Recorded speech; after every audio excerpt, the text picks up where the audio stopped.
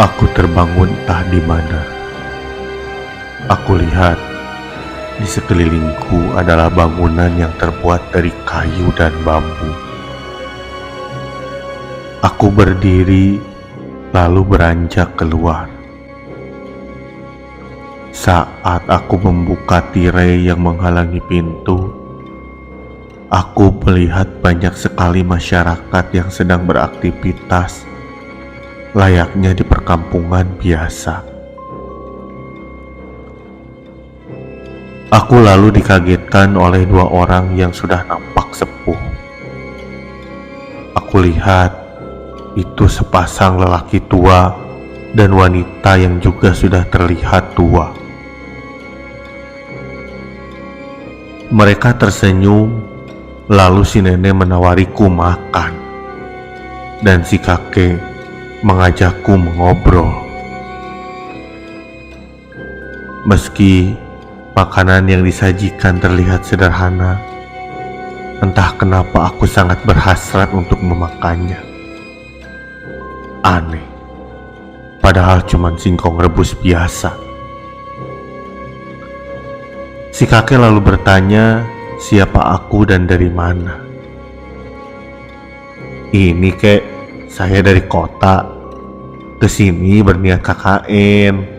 Kemarin malam saya tertidur lalu terbangun dan melihat makhluk yang aneh. Saya dicekik dan tak sadarkan diri. Lalu terbangun di sini, kek. Mendengar jawabanku, si kakek tersenyum lalu menjelaskan asal-usul kampung ini.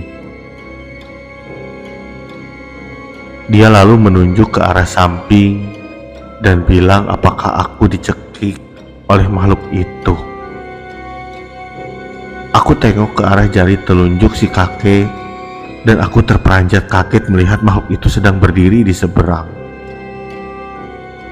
Si kakek berkata supaya jangan takut karena makhluk itu takkan bisa masuk ke area sini.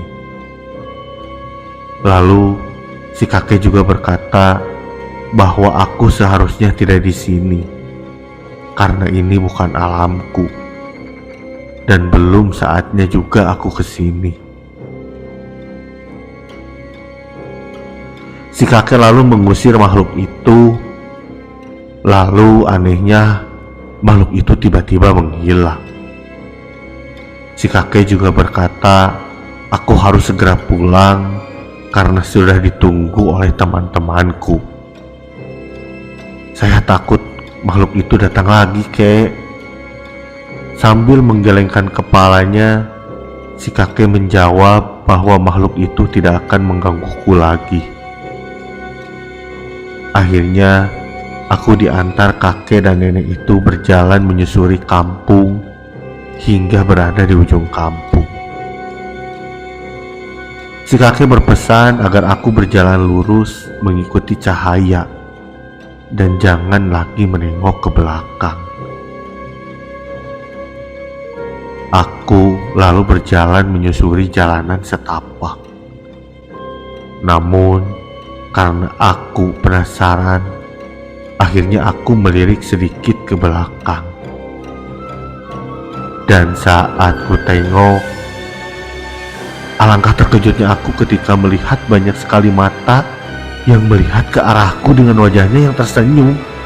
Tangan mereka semua melambai-lambai ke arahku dan wajah mereka gelap, hitam, tidak nampak jelas. Saking takutnya, aku pun kembali tak sadarkan diri lagi.